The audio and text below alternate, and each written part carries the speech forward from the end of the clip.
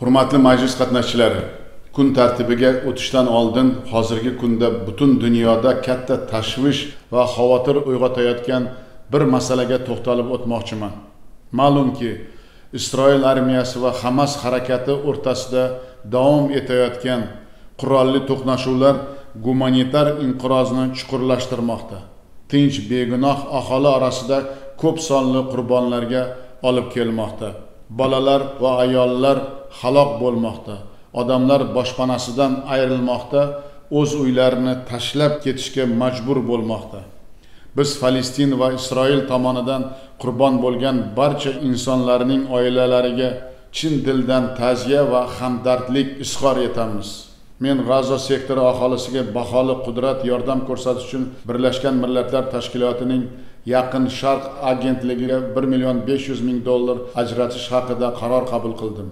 Biz Falastin xalqi bilan birdam ekanimizni qat'iy bildiramiz va uning Birlashgan Millatlar Tashkiloti Bosh Assambleyasi va Xavfsizlik Kengashining ilgari qabul qilingan rezolyutsiyalariga muvofiq o'z mustaqil davlatini barpo etishga bo'lgan huquqini qo'llab-quvvatlaymiz. Zo'ravonlik yanada avj olaversa, bu xalqaro vaziyatning keng miqyosda izdan chiqishiga, qurolli to'qnashuvlarga yangi kuchlar tortilishiga olib keladi. Bularning barchasi Yaqin Sharq mintaqasi bilan cheklanmay, uzoq o'lkalarga ham tarqalib ketadigan, oqibatini bashorat qilib bo'lmaydigan fojialarga olib kelishi mumkin.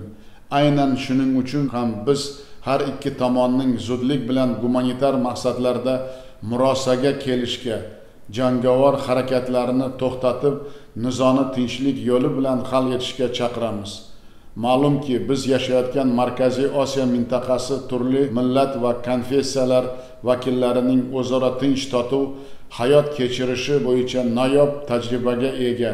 Bu zaminda asrlar davomida musulmon, xristian va yahudiylar do'stlik va hamjihatlikda yonma-yon yashab kelyaptilar.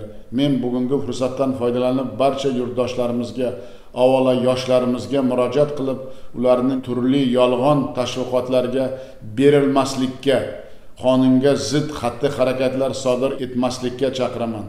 Bizning eng katta kuchimiz, bebaho boyligimiz bo'lgan tinch va osoyishta hayotimizni, o'zaro birlik va hamjihatligimizni barchamiz birgalikda asrashimiz zarur.